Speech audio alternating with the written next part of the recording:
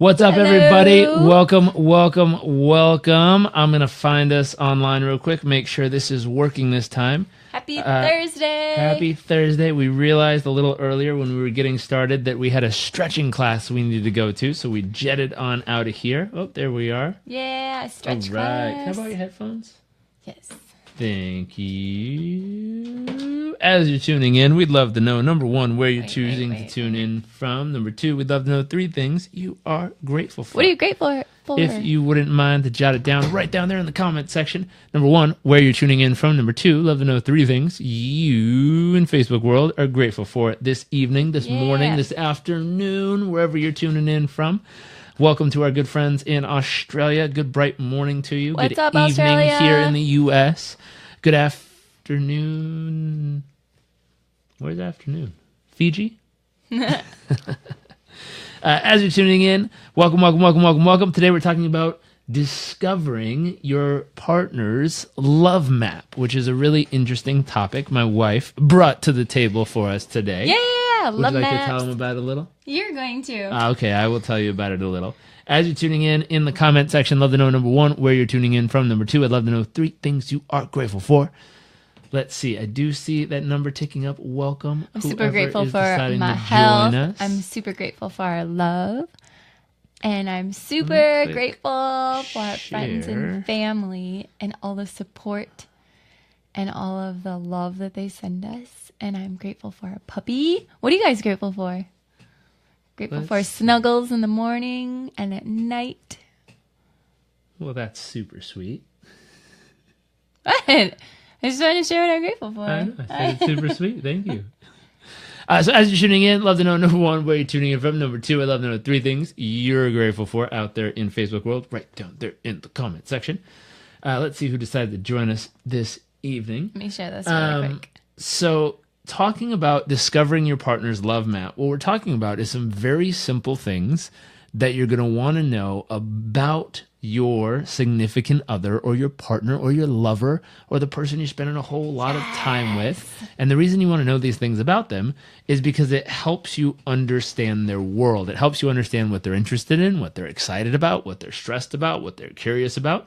So my wife made this awesome little fun game called True or False. A little true or false game we're going to play here. And she has a handful of interesting questions. We're going to invite you to go grab your lover and play along with us at home in the comment section. Or if they're not around right now, you can play. Oh, just take notes and then ask them later. Or you can play right now by typing true or false in the comment section as we go through each question. Yeah. So let's see. Let's start off with question number 1 and let's find out. Wait, where's your stick? Okay, here's mine. True or wait, true, false. Okay, so let's get to some of these questions. What do you got? Okay, cool. So here we go. Question number 1. Okay, so here we go. This is the Love Map questionnaire. This is from the 7 Principles of Making Marriage Work by John Gottman and his beautiful wife.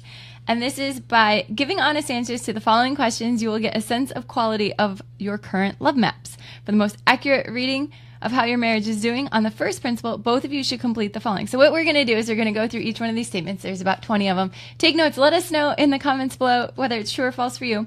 And then we're going to tally up the score and tell you the results after. And question number 1 is? Okay, you didn't want me to explain? No? Let's Okay. Go. I can name my partner's best friends. True. I'm a true. True. Okay, Who 1 are they? point. Okay, so we both get a point. No, hold. Who are they? Your best friends? Yep. Alex, Mm-hmm. your cousin, Mm-hmm. Mina, Mm-hmm. your grandma, Mm-hmm. your mom, and your dad. Oh, good work. Am I missing anyone? Good work. Who else? Pretty powerful right there. That's pretty good, huh? Very good. Okay. Let's go to question number 2. Okay. You got to test her. Make sure she really knows her stuff here. She's not just throwing up a I'm false not testing positive. him. Okay. I can tell you what stresses my partner is currently facing. True. Wait, what? I can tell you what stresses my partner is currently facing. True. Really? Yeah, I can tell you. I can tell you. Okay. Go.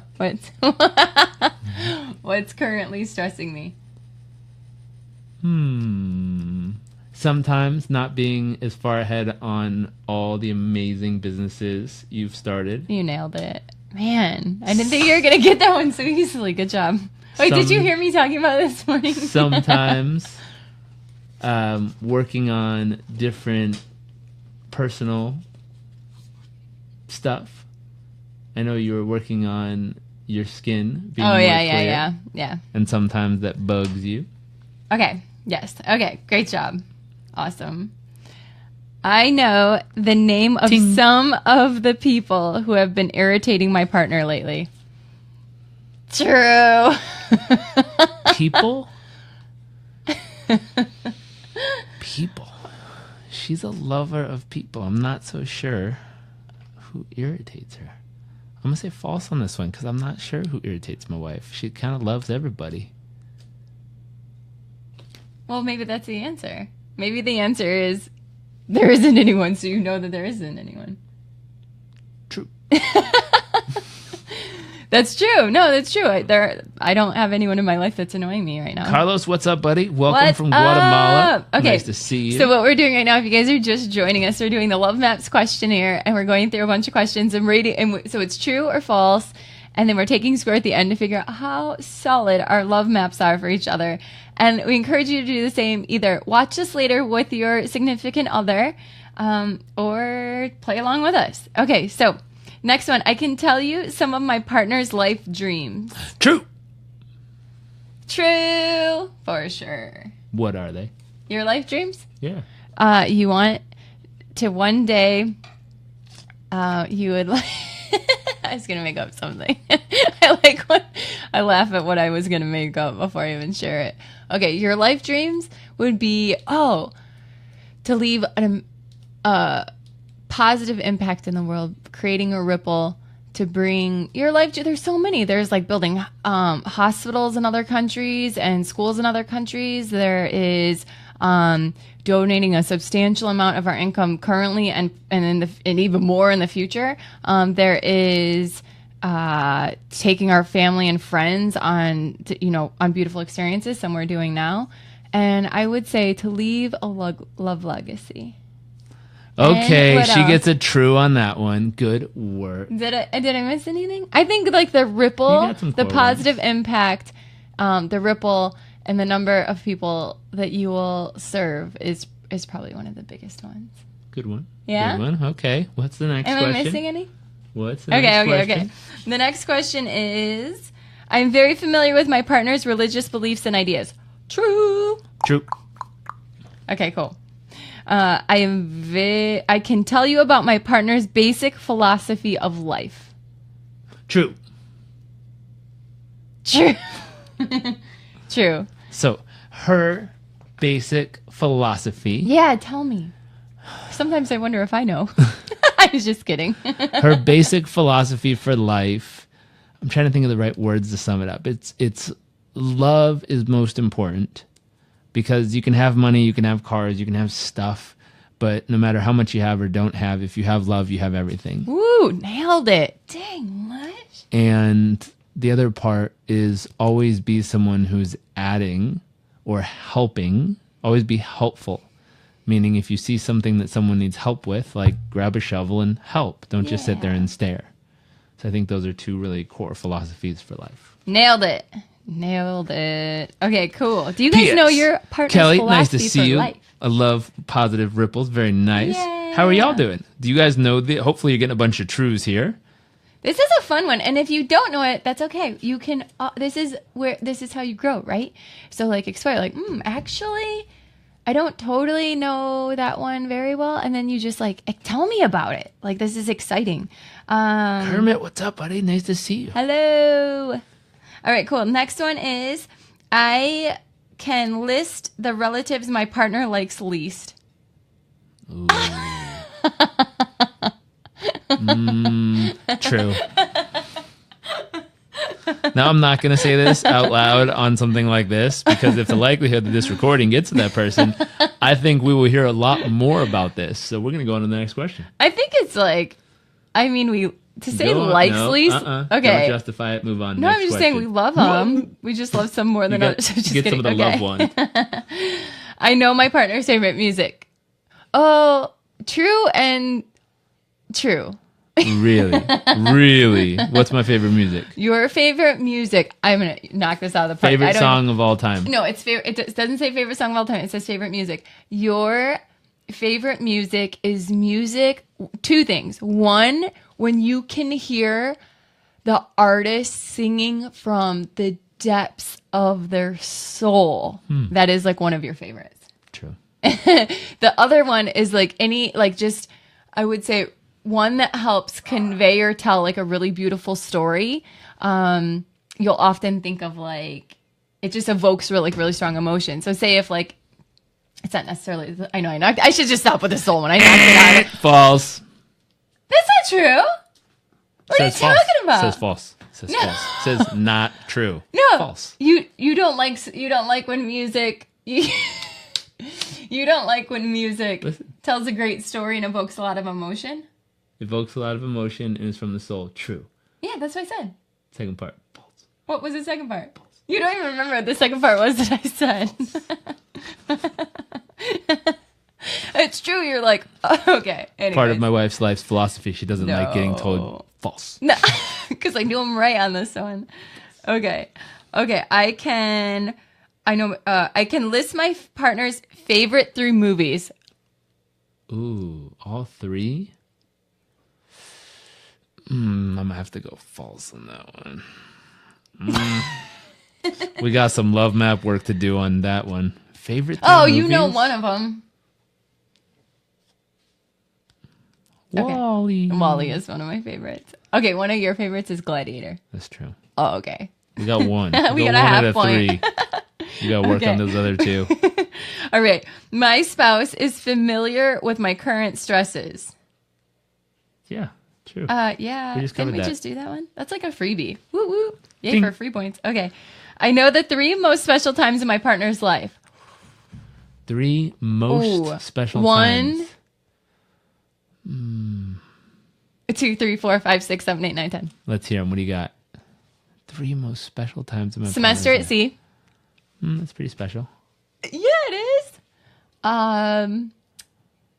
Special, like memorable, or special, like life, like. 3 most special times in my partner's life. Okay, definitely semester at sea for you. Definitely, I would say your time in Uganda. Yeah. It's pretty special. Okay. I think we have a lot of special times in our life. And another one would be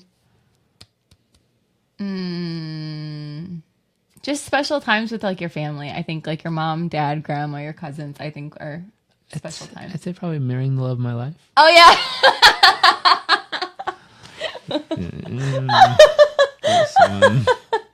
This I know one. this is pre-marriage. This one's missing a pretty. This one's missing a pretty special moment over there.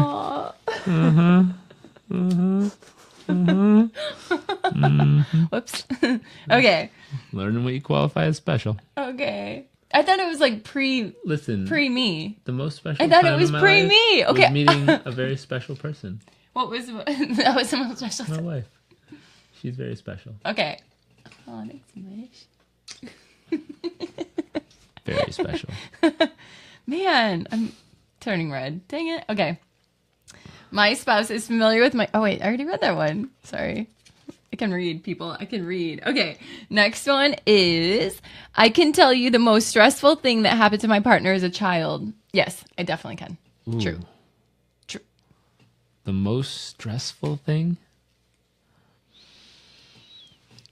I can think of a couple, but I don't know if they're the most stressful thing.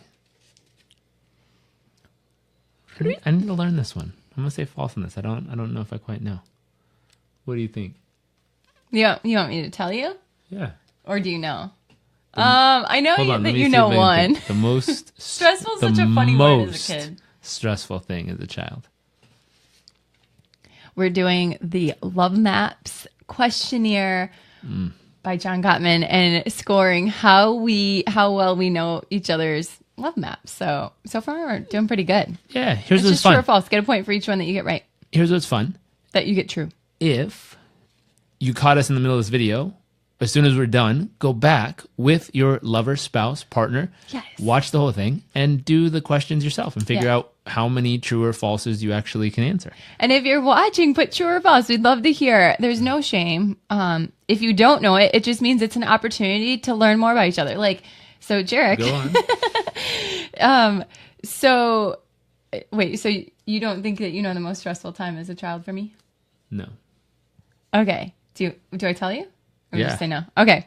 I would say one, it's so silly, but when my parents had picked me up late from volleyball practice. Oh, I did know that. I know you knew that. True. She hates. I was always the last one picked up. So if she goes somewhere and I have to go pick her up and I'm late, oh man, that brings up some bad It's not, memories. I'm kind of over it, to be honest, but it was a big deal for a long time because I felt like I wasn't important. But granted, she's to be very fair, my important. parents had like I have three other siblings. I'm the oldest of four, so it was hectic. It was crazy. You got to get the youngest one first. And I then timed it. They literally left like it was just whatever. Anyway, so that was a sensitive one. I think one thing that was sensitive growing up was we were on like, it wasn't not sensitive, but like stressful. I don't know if it was stressful, but it was something I had to overcome. And we were on like food stamps and welfare or whatever. And I had discount lunches. So I got I had free lunches and then discount lunches and free and blah, blah, blah. And I felt very embarrassed for a little bit. And I was like, and then I turned it into a positive. I'm so grateful I was able to do this at a young age. Like I was like, I cannot eat, or I can be like, I get free food. And so just getting over that was a little bit stressful because I felt like there was a bit of a stigma with it. But luckily I had really great friends that still love me, even though like we didn't have much money. So that's cool. And then the other thing is, losing my grandpa was probably like really, it wasn't stressful. It was just really emotional. I don't know. Stress is weird to think as a child. What's stressful is kind of funky, but I can say like really emotional or hard. Losing my grandpa for sure. Okay. So I can list my partner's major aspirations and hopes in life. True. Heck yeah. So something that's really interesting about this so far is we tend to be both very optimistic and positive people. And so far on this list, we've known the positive and optimistic stuff about each other's lives, about our future, about our dreams, about the good stuff from the past. And what's interesting is our weak spot seems to be, just a little self-evaluation here, our weak spot seems to be the stressful, unhappy, negative, painful stuff, because we've talked about it. Like when she said that, I was like, oh shoot, I remember that. But it's not something that we as a couple tend to focus on a whole lot, because we tend to focus on a lot of positive stuff. So what's interesting, as you're going through these questions with your partner, notice the trend. Yeah. Like, do you know all the bad stuff that happened in each other's lives and you don't know anything good that happened in each other's lives? Do you know some of the good stuff, some of the bad stuff? Do you know everything? Did you crush it and you literally know everything about them, which is awesome? Or do you not know either? Like, are you with someone that you're like, dang, I don't even know that about them. Shoot, Yeah. I need to ask. Yeah. And the beautiful part and the neat part about this is the ability to go ask, the ability to take the time to get curious about them and understand their world. And the beauty that comes from it is when you know that someone wants to understand your world better and more, it creates a deeper bond and connection to each other. For sure. And I think it helps you navigate challenging times a lot easier because, say, for example, Jairek knows that there's a sensitivity around time with me. And yeah, I'm making the most of it and I've gotten over it. And every once in a while it comes up, right? So, and this is something that was just, it's like, it was a little, like it's just not tied to a very good memory as a child. A soft anyways, spot. Yeah, it's a soft spot. Thank you. That's what I was looking for. So I think that being aware, the more diving deep into these, this is really good because it's like you said, us not knowing somewhat of the negative or stressful or dark, I guess, the lesser positive things in our life, even though we're really positive, to realize that Notice her phrase, the lesser positive. Yeah. There's a reason we don't talk about negative, shitty things Yeah. because they're just lesser positive. It doesn't mean that they didn't happen. It just means that Which, I don't mean to say that. I'm working on that phrase. What? Nothing. She doesn't like it when I say a certain phrase, so I'm practicing not saying it.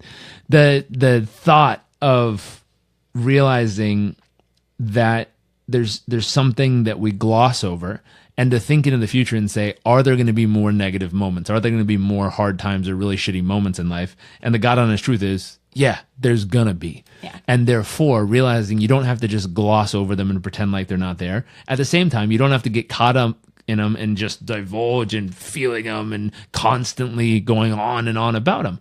But finding the ability to stand in the middle of it, be like, yeah, this kind of sucks.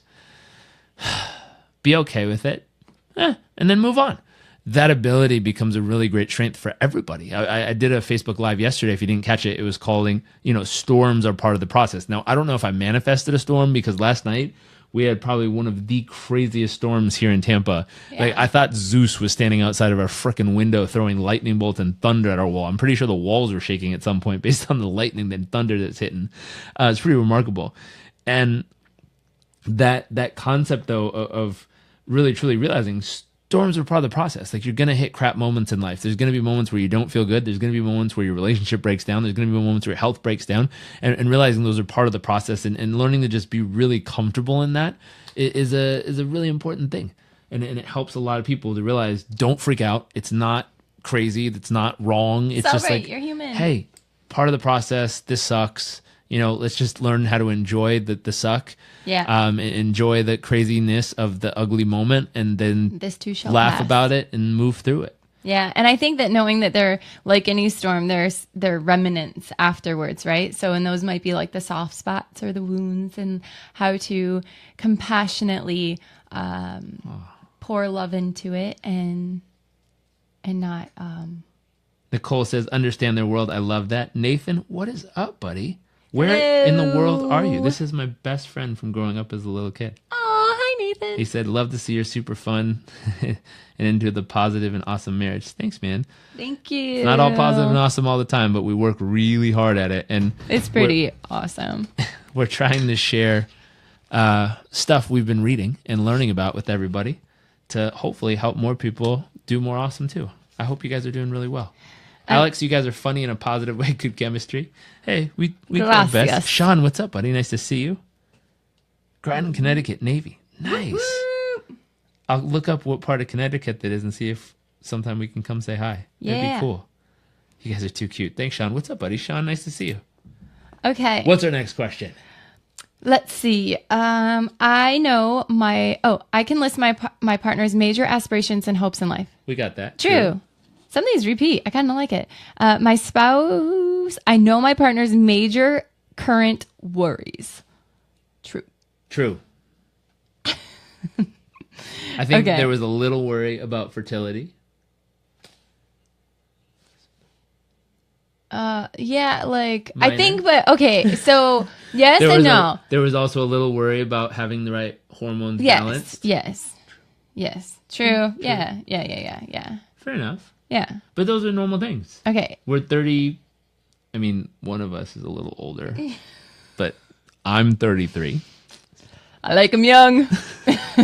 He's like 2 months younger than me. Someone just turned 34. 2 months. But I can't 33, 34 years old, I think that's Yeah. a very natural, normal thing in this range that people and women start to Yes. be like, oh my gosh, is if we're doing this, if we're doing that. And one thing we were talking about, I think is important for a lot of people, and Yes. it can relieve a lot of pressure, Yes. is a lot of times when she first went to the doctor, Yes. the doctor with the best I would hope, I always think the best, but with the best intentions in the world, not trying to be malicious, not trying to be aggressive, not trying to be anything mean They in shouldn't any be a way. doctor and help. But really truly, when she first went to the doctor says, "Well, are you guys, having sex or making love?" And she's like, "Yeah." "Are you using protection?" On the regular. And she goes, "Yeah." And she goes, "Are you guys using like protection or anything? Are you on the pill?" And she goes, "No." And she's like, "Well, how long has this been going on?" And she said, "Well, since we've been married, we waited." Yeah. But yes, of course. And and that's been a few years. And she goes, "And you haven't been pregnant?" "Oh yeah, something's definitely off."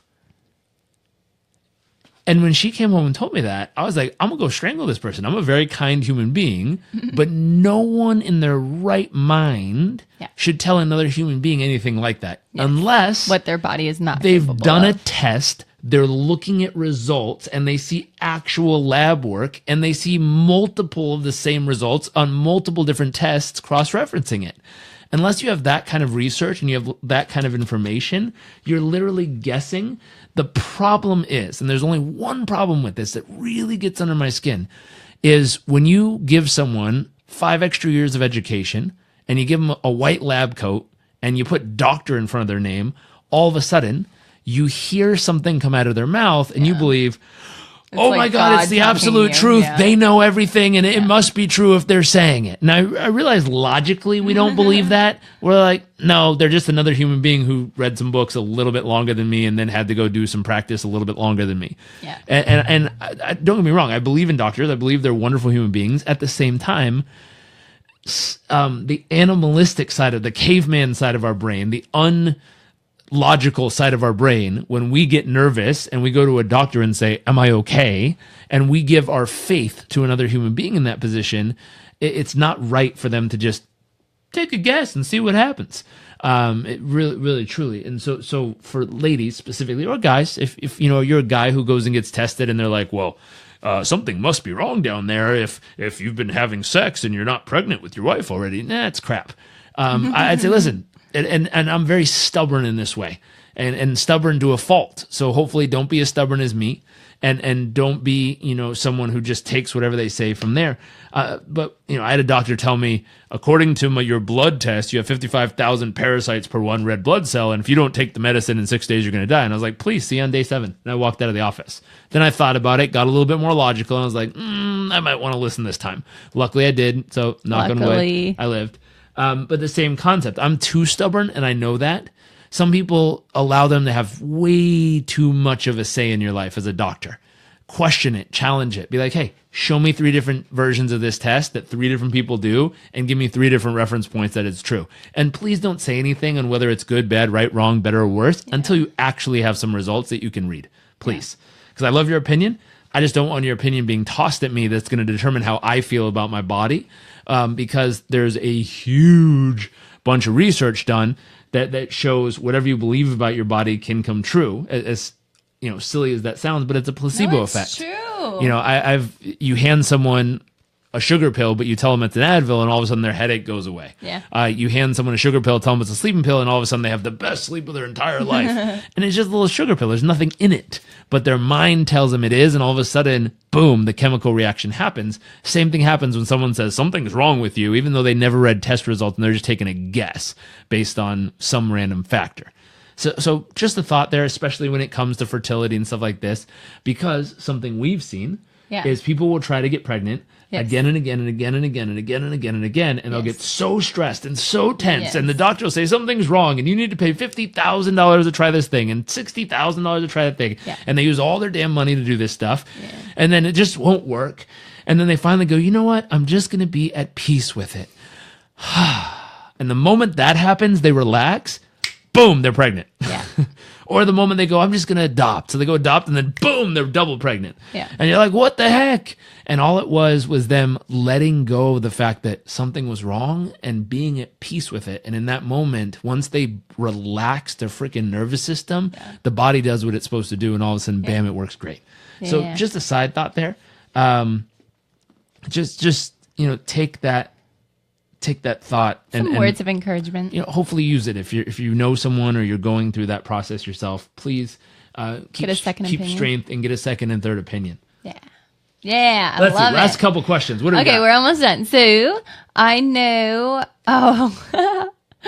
My spouse knows who my friends are. True. I think we've done that one. Next. I know what my partner would want to do if he or she suddenly won the lottery. True. What would I do? Let's Nothing. See. Just kidding. You wouldn't do anything out of the norm. You would invest it into something where you're just accessing or utilizing the interest off the earnings from the lottery, and then maybe you would buy a few things for like your mom and your grandma, like a car that they want or a house or something like that. But for the most part, nothing much. You would just invest it and then live or use the interest that came from it and do really great things with it for sure. Smart. For sure. A lot of charity true. stuff. That is true. Because we've talked about this. We did talk about it. Yes. I would just invest it, live off the dividends and the interest coming in, and use that for good in the world. Never touch the lump sum. Yeah. What do you And got? I can tell you in detail my first impression of my partner. Wait. I can tell you in detail my first impression of my partner. True. Yeah, of course. I mean, maybe not of course, but for sure. I think it means their first impression of me. Your first impression of me and my first impression of you? Yeah. I can do both. Really, what was my first impression of you? Dang, girl. Just kidding. You're like, that's wife material. I think my first impression was, wow, she's a really She's good adventurous. listener. Since I talked for like 4 hours. Yeah, I am a good listener. That was your first I right about that. She does like to talk a lot, though, which is also nice. That's That good. was your first impression? You're joking. I like that. I'm glad it's recorded. Yep. Okay. Makes it true. I want to do. Dang it! I need to say. Okay, I can tell you. Okay, periodically, I ask my partner about his or her world right now. True. True. Do I do that?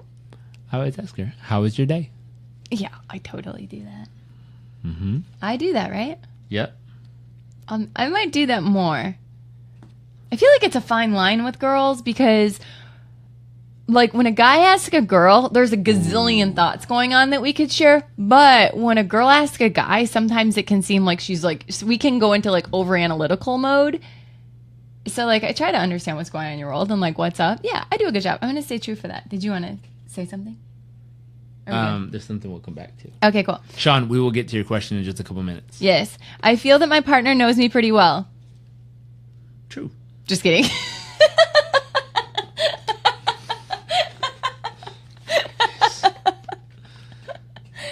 My last one. 20. My spouse is familiar with my hopes and aspirations. Ding, ding, ding, ding, ding. True. Okay, I think we got like at least, what is it, 10 or higher? 10. Okay, let's read 10 or higher. We definitely did over 10. We definitely got over 10. Okay, I'll read these really quick, and then if you guys are doing them at home, I'll just... Before you read this, we have, okay. we have a question that came in. It's from a good friend of mine that I went to school with.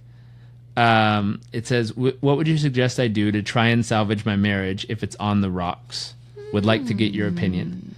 That's a big question. Sean, if you'd be willing to share a little, what's causing it to be on the rocks? This is a really good book. I've spent 5 years reading about relationships, and I'm not a marriage expert, but I certainly know a lot on the topic of what makes things tick really well.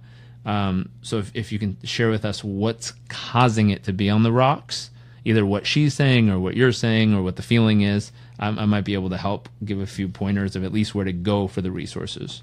Tell us a little bit more. All right, so scoring. So for each one that you got true, if you guys go back and watch this from the beginning, do it with yourself or then do it with your partner or however you want to do it. But give yourself 1 point for each answer that was true. 10 or higher. This is an area of strength in your marriage. Woo woo. Okay, you have a fairly detailed map of your spouse's everyday life, hopes, fears, and dreams. You know what makes your spouse tick. Based on your score, you'll probably find the love map exercises that follow easily and you'll probably find that they're easy and gratifying. They will serve as a reminder of how connected you and your partner are. Try not to take for granted this knowledge and understanding of each other. That is so important. Like when we do these things, we know, I think that we know these really well because we revisit them often. So even it's like, yeah, I know that. It's like sometimes I'll ask Jairek questions that I know I've asked him multiple times or that like by now it's like, you should know this. And like, it could be like, what turns you on? Like, remind me, like, what's up now? Like, what would, you know? And so I think it's important to, I would say, revisit these things and don't take it for granted if you know right now. Cause like, I don't know, like Mercury could be in retrograde and shit changes and you just got to get back on the same page. So anyways, okay. I think there's also something there that women like to be reaffirmed consistently. There's nothing wrong with that. It's a good thing, but it's even So even the other day, we've been really busy over the past week, just working hard on a bunch of different projects all at the same time. And I noticed, when it was time for bed, it was time for bed. Like there We were spent. wasn't a whole lot of lovemaking or anything like that for the week. And so what was interesting and it wasn't based on either of us. Like we were just exhausted because we were working until 9, 10 at night and just working on stuff we love. Like it was fun. There's nothing wrong with it. Yeah. It's just the realization. And I noticed, and I don't know if it's something you said or something that happened, but I overheard something somewhere. And it was the thought of like, are you attracted to me? And I don't know if it was a feeling. I don't know if you said it out loud. I don't know if it was a thought. But it's something that popped into my mind that was like, oh. And as a guy, it's something that if I wasn't attracted to you, I wouldn't have married you. Like to go all the way back. And even if you're like, are you still? It's like, I wouldn't have picked you if I wasn't. So hold on. In a guy's thought process, the thought process is like, I've already said that. And if I wasn't, I would say something. Like I'm not hiding anything here. But one thing I've learned to be better at, which is the constant affirmation of it, is really important. Of little things. And it could be like, hey, I think you're the sexiest woman I've seen. Or you're I can't wait to make love to you at some point, or I can't wait to connect with you, or you're the most beautiful, sexy, hot woman Hope you don't ever. like that dress because I'm about to rip it off you. Okay. I learned a new way to say it tonight. But it's the practice of reaffirming. And that's just, saying you're sexy. It could be reaffirming, I still love you deeply. It could be reaffirming that if the tiger was to attack, I would save you first. It's reaffirming that, whatever they need to hear. They're a great mom. They're a great woman. They're a great spouse. They're a great friend. They're a great listener. You're a great listener. They're a great talker. They're a great sharer. They're very funny. They're creative. Like whatever it is that they value most in them, making sure you're constantly reaffirming. My dad came up with a term. It's ATFT. And he says, when does a woman desire, affirmation or affirming? And it's just, excuse the language, but all the fucking time. and there's no angst with that. There's no frustration with that. It's the realization of, if you want to keep her completely lit up and flourishing, the constant affirmation of stepping back and genuinely observing her as a human being and say, what do I love about her? And then telling her. I make it a goal, and you can ask to confirm, but I make it a goal to try to tell her every single day what I love about her, what I'm grateful for about her, what I appreciate about her, what's amazing about her. And it's this concept of, I don't do it out of routine of, okay, I'm still grateful that you're awesome, and I'm still grateful that you're a great spouse. Okay, great. Now what? The practice is to stop, close your eyes, and just ask yourself in your heart of hearts and your soul of souls, what am I really, really, truly grateful for about this human being? And then just wait and listen for what your brain comes up with. And if you do it all the time, it should be quick and easy. If you haven't done it in a while, it might take a little bit and be like, I don't know. Be like, oh, crap. Okay, what am I really, truly grateful for in this human being? And wait for it. And then notate that and go, wow, okay. And sometimes we'll just think it and then keep it in our own heads and forget to share it. So find time in the day and go to her. And I'll give you a clue. My friend Kermit is on here. He said this was a game changer in his relationship. But go to her. Hopefully when she's not doing a million things at once in all directions, or the kids are crying and everything's going nuts, but hold her hand. Yes. And look, and you have about 60 seconds of her full attention, or 30 seconds of her full attention when you hold her hand, so she won't be like, I got you, and like doing something else, which makes you feel like you're not heard. But hold her hand and really simple, say, hey, here's 3 things I appreciate so much about you. And what'll happen is it'll just go ding, ding, ding, ding, ding, and kind of add to that emotional bank account. It'll fill up a little bit of her love tank in that moment. And sometimes if you're going through a hard time and you share something like that with her and she goes, yeah, thanks, I guess, and walks away, that doesn't mean she's discounting it. it still got in there. She might not react like you want her to react, but it's not about that. It's not about the reaction. It's just knowing, hey, I've made a little love deposit in my spouse. That's it. So no reaction needed. And if she's like, thanks, I guess, and walks away, that's okay. Trust me, her heart is smiling. I guarantee it. I don't care if she's like, whatever, and walks away. And even if a woman gives you a weird reaction, is her heart still smiling if you're telling her something genuinely about her like that? I think that if it were hurt in that moment, that it at least like lights up a little bit. Mm-hmm. Yeah, even if it's not showing, it's like you're putting deposits in, right? You're just like putting deposits in that bank account, that emotional bank account or whatever. Mm-hmm. And yeah, so Kermit says, being specific about what you love, that has been something I have not realized I've been too general. Be very specific. The more specific, the better, because it can start to feel like it's just the same thing versus being like, like yesterday. So here's something really neat. Stanford University did a research study, and they figured out if you say something you're grateful for, like, I'm grateful my wife is very creative. That's nice, but that's broad. Now, if I really want her to feel it and I really want to feel it, I can say 5 specific things about her creativity that I'm grateful for. So I'm grateful for the fact that she's so creative that in a moment's notice, she can create something so simple yet awesome like this, which is amazing and beautiful. I'm so grateful for her creativity, showing me how much she loves me. This morning, I had this awesome... I don't know if I could find it, but this awesome breakfast she made for me, and it had little love notes all over it. I remember she used to make something for me, which was so fun. When she would make salads, she would cut carrots in little heart shapes and put them all over the salads for me. I'm so grateful. And you keep going, and you do 5 specifics, really detailed specifics, so that it's like, wow. That's not just like, oh, I'm grateful you're creative, but literally very specific moments in time and very specific things that allow to fill that little love tank a little bit more. Yes, definitely. Let's see. Chelsea says, how do you stay close when there's so much going on in life? Prioritize it. Life, kids, working, seems like no time, very hard to get wrapped up in life. I hear you. So here's what's interesting. We do not have kids yet, but we have how many businesses now? A lot. Someone keeps starting them.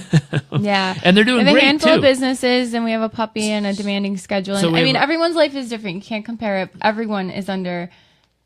Let me layer this for people. All orders. So we're married for just a couple years. We have a puppy. Puppy has the ability that we can drop him off at a puppy sitter's house. Great birth control, by the way. We can drop the puppy off at a sitter's house, or we can drop the puppy off with family for a prolonged period of time. So that's something that you can't really do with kids, and I respect and honor that. And then also, it's kind of just us. We've had someone where we had a friend who we let stay at our house in one of our guest bedrooms for a little while. We realized that as much as we love friends staying, we have a set period of time we're comfortable with people in our space because we like our own space, we've learned. And then with that, we travel a lot, like a lot. Meaning if something pops up tomorrow, we might be on a plane somewhere random that we're like, hey, how do we land up here? I don't know. Let's just make the most of it. And so our schedule is random and very flexible. Yeah. And then we have lots of different businesses and lots of different business partners in all different places around the world and lots of different projects we're working on and stuff we're always constantly building. So for us, the biggest thing that lands up becoming the block from us having lots of quality time together is 2 things usually. It's lots of travel and lots of businesses we're working on.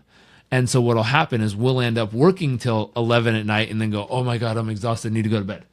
And we'll miss out on that quality time. Yeah. And so we don't have kids yet. I realize kids make it a whole different level of awesomeness because even if you schedule your quality time and have it perfectly marked out in the calendar, child throws up, poops everywhere, comes in and goes, I don't feel good, and falls into sleep between you, and you're just, shit out of luck that night. Every stage of life offers a different Exactly. And so with that, with the respect I have for people who do have kids, things that have helped us at this stage, number 1, scheduling things, which is a little tricky because I might schedule something for next week and then we jump on a jet and we're 2 countries away next week. And we're like, well, that was interesting. But putting something on the calendar or having a specific day that you're like, ooh, I try to use this day as our day and not making it the same thing every time. There's a really funny TV show or movie called Road Trip I think it's a joke where she's like, oh, I want to shake it up a little bit. And they're staying in this beat up old gross motel. And, she's like, and he's like, what do you mean? I mean, we're different. We try different things. And she's like, yeah, you always light the same candle. And it's like him trying to light the candle. He's like, oh shit. He throws the candle out and we always do the same thing. And she's like, oh. And so he's trying to shake it up and it's pretty entertaining because he literally keeps doing the same thing over and over again. And so the other factor in this is getting creative. I'd like to give myself a couple points on creativity for it's something that I've learned, and I learned it through, and this is creativity on places you go, stuff you try, things you decide to check out, that some of which you never wish you checked out in the first place when we were traveling. We won't have to mention them, but just being adventurous. Being creative, being adventurous, letting go of right and wrong and good and bad, and just allowing yourself to go out and experience things together that individually you might be like, I'm not interested in that. And then you go do it and you're like, it was okay. Or, wow, that was freaking amazing. I definitely want to do that again. That concept, letting go of the structures of good, bad, right, wrong, better, worse, and allowing yourself to do it for the first time with that significant other, which will allow you both to have a decision if you really like it or not. Yeah. I think the other factor there is being very aware if your partner enjoyed whatever you did or not. Because if you loved it, you're like, that's amazing. We should do it every Thursday. And they're like, okay, I guess I could put up with that for you. Realize putting up with it isn't what lights their soul on fire. So being willing to say, hey, they are willing to put up with it, meaning we can do it some of the time, but let me find something that lights their soul on fire that also lights mine on fire, and we can do that more of the time, if that makes sense. And I think that's an area I could work on, because there's certain things I love, like going to the movies. We have a really cool movie theater here.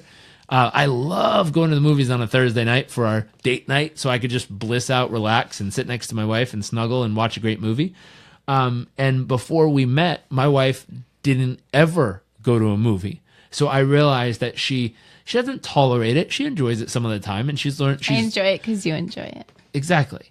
And so that process I've learned to go, oh, now I need to get better. That when she goes, oh, do you want to go try this? To not go, nah, not interested. Because I love variety. She does.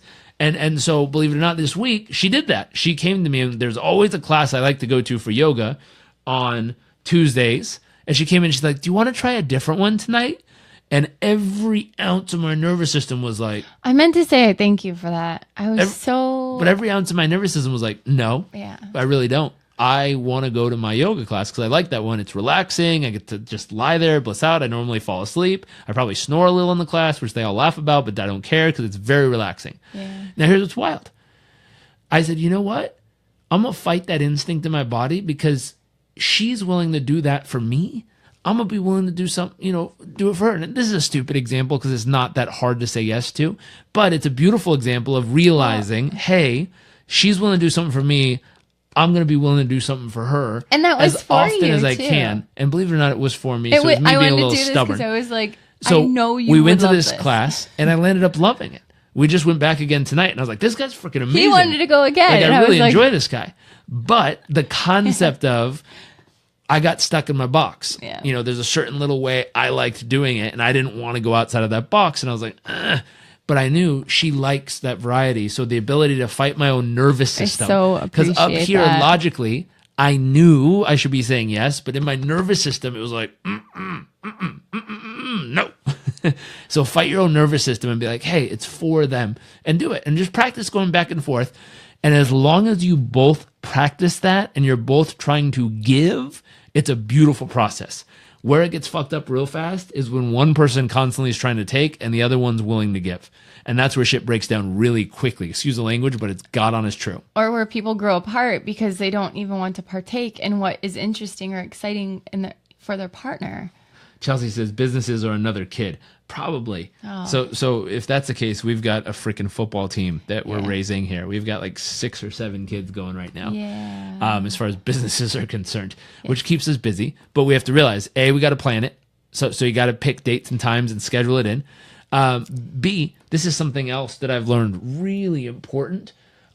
It's when I write my goals for the week, a lot of us write business goals and financial goals and health goals. But when's the last time you really seriously wrote out concrete, specific, detailed relationship goals? Like stuff as a couple you're trying to achieve, things you want to experience together, books you want to read together, courses you want to take together, stuff you want to educate each other on and figure out how to get better at and treat it just as important. And here's the God honest truth. It should be way more important than your business. But most of us are like, no, I have to make money in my business. And then you're like, my relationship, oh yeah, I tell my husband or wife I love her when I get home. Yeah. And it's like, dude, I don't know a human being on earth that's dying being like, I should have worked more. Seriously. They're like, I should have spent more time with the person I loved. Seriously. Or my kids or my family or doing what I was really made to do. And so the thought process of if you're good at setting business goals and financial goals and achieving those goals, use the same process in relationships, at least the framework. The inside process is going to be different because you can't type the calculator 12 times and get a result every time with your husband or wife.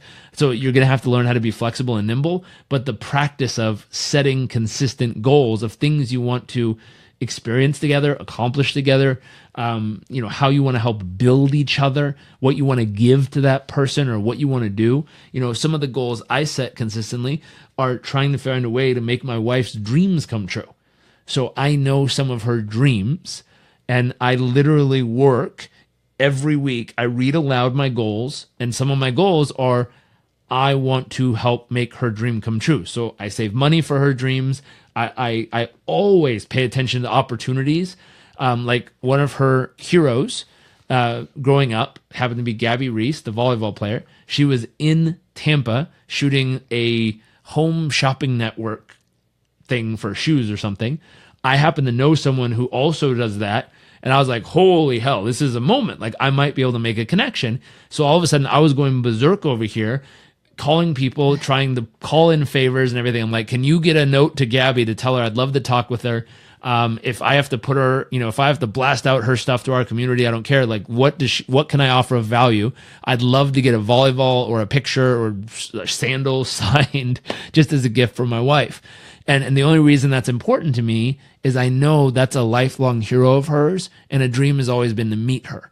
And so heavy on my list, very high on my list is my wife's greatest dreams in life. And I'm not saying that for anything more than if you really want to create space and time for your spouse, their goals should be, or their dreams should be pretty high on your goal list. And they should be things that obviously I can't call Gabby's office every week and be like, hey, can we talk yet? Gabby will probably call cops on me or something. Her husband will take a paddleboard and whack me over the head. But the concept of if there's a moment where it's available, striving to try to make that dream come true, because I know how much it means to her. And to see her lit up like that would mean the world to me. So that process, just a little tip there. Let's see. Does sleeping in the truck while your wife shops in her favorite store count? Kermit, that definitely counts. One thing I just want to add in when it comes to time, I forget who said it, but it was so beautiful. It was, stop saying you don't have the time or that you didn't have the time. It's not that you didn't have the time. We all have the time. The difference is that you didn't prioritize it. So personally, I found that was such a great shift for me, and I use that a lot. Instead of saying I don't tolerate it myself, as soon as I hear an excuse coming out, I stop it, and I'm like, no, what really happened there? Like, get honest with yourself. So for me, it's instead I'm like, oh, I didn't have time to do that. I'm like, yeah, no, I totally did. What actually happened was I didn't prioritize it, and I hold myself accountable in that way. So sometimes I give myself a little bit of tough love, but it works. So I would keep that in check. Are you telling yourself excuses, or are you being truthful and honest with yourself and maybe not prioritizing things that need to be prioritized? It's true. So anyway, last should I read couple this really and quick? then we are going to wrap up. It is bedtime. It is. Let's see. Oh, we just wanted, so this was just saying, revisit these things, don't take them for granted. What? I was going to read the last couple. Oh, sorry. Don't ever do it again. Let's see. I wish I learned about learning your partner's love language earlier in life. Very important. Melissa, talking about the 5 love languages. Who wrote that book? Gary Chapman. Gary Chapman. Great thing. Google it if you want to Google the 5 love languages on plenty of blogs. Read the book. And I would add to that, I think that there are different love languages based on, and values for that matter, whether it's in your personal life or it's in business. Think of it that way. Very true. It's not just like always the same one wherever they are in their life. Okay. True. Fred says, so stepping out of my selfishness of only doing what I'm comfortable with and trying new things with her will melt her heart. Oh my gosh. Mm-hmm. Yes. I think that this is a very, very, very common complaint. And it's one thing, I hear it so often where like women, they'll want to try these things and, get out their experience. And, it's like, my boyfriend or my husband, like he's just not open. He doesn't want to try it. And I think that for men to know that women to definitely praise and celebrate when they do. And for men, when you do experience or prioritize trying something new with your significant other, it means so much to them because you're interested in them. You're interested in what they're interested in. You're connecting with them. And women always want to be, we just love to connect with our significant others. So it makes them feel connected. It makes them feel, and it's something new and exciting. It's a way for you guys to experience a new side of each other, which is really fun. And the one thing there was something else I wanted to add to that. When you hear of a couple that grew apart, think of why that may have happened. They stopped. There are many reasons why it could have happened, but one thing for sure was they stopped being interested in that other person. When you first met them, I guarantee you're doing things that you didn't necessarily, like things that you might have not done on your own or never even would have considered doing maybe, but it's that cocktail of hormones pumping through your blood and you're trying these new things, you're exciting, you're adventurous, and she falls in love with that. And then you're like, yeah, I was just doing, it was fun and exciting in the beginning, but now you're just kind of like into your routine. I've seen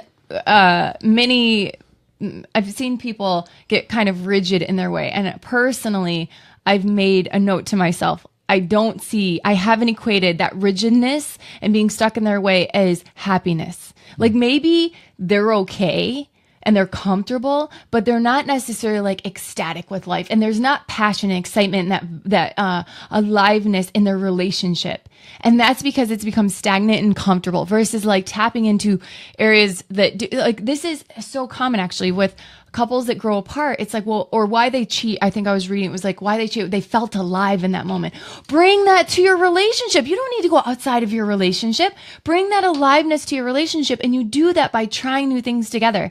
And if she's the one that's coming up with the ideas, even if it for Jairek and I, it's like, I want to try all these things. And he's like, well, tell me. And I still haven't done this. Like, I just have to remind him of the list that's in my head. But he's like, write them down. And then from there, he has this whole list that way. It's not like, I want to do just this right now. It's like, he has a list of options of things that I really want to experience with him.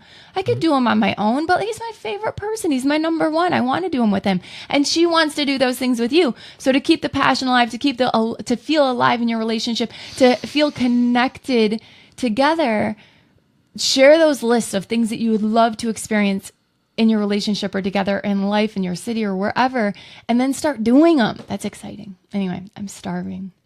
It's time to go. Yeah. I don't think it's fair. Thing that I would leave people with. Do we not want to tell them the results? Are we over it? No, they should read it. Oh, okay. Read the book. The final thought that I'd throw at you on that piece right there, which is learning to see your partner in a new way that you've never seen them before and practicing that every single day. Practicing taking time to look at them, even from across the room, and just observe them and really ask yourself, what's something I've never even noticed about this human being? A nook, a cranny, a wrinkle, a line, just a sparkle in their eye, the way their eyebrows go, the way their toes are, the way their fingers are. And just observe them as a human being and notice something you've never noticed about them ever before. Ever. Like you never even saw that or noticed that. And then just take a moment to recognize what that means to you and how special that is. And if you practice every single day, I guarantee no matter how many years you've been with them, I've done this with my grandparents, and you take them and you just say, listen, I want you to sit across from each other, and I want you to look at this human being that you've known for 50-something years you've been married, 60-something years you've known them, and I want you to notice something about them you've never noticed before. Something that you find beautiful, something that you find intriguing, something that might be funny or interesting. And all of a sudden you take someone who's known someone basically forever, and you see that them light up again because they notice something. And what Amanda was saying is part of what lights them up is the ability to find something new with the familiar. But the other part that lights them up is the fact that someone is interested enough to look that closely into who they are. And when you take time to look that deeply into someone you care about, you'll find something very special happens. Whether you call it soul gazing or just observing and connecting, but taking time. And if we were to wrap up with one thought, I would say take time to just observe the person you love and find 3 things. Something you find beautiful about them, something you find intriguing about them, and something that maybe you're curious about them, or something that sparks your interest about them. And just think about those things. You don't have to say them out loud, but just observe them and think deeply about those things in your mind, and watch what happens. Watch what happens to your energy. Watch what happens to their energy, and watch what happens over the next so many moments in that unfolding. And if you practice that every day, it'll deepen that connection, and it'll keep you always training your brain to find something beautiful, unique, special, and amazing about them, instead of just settling for, yeah, it's her, who cares? Or yeah, it's him. No, it's so true. On my, I just signed up for this new class, and I put down for my emergency contact, instead just my husband, I put my hot husband. Ah, I did. Well, make sure to go and keep it grab a that. copy of this book. This is what we were playing with tonight, just reading through one little section of one little chapter. Lots of awesomeness in here. And find something new that's beautiful that you love about. Hope you all have an amazing night. We're going to go grab some dinner, get some sleep. Okay, so See y'all later.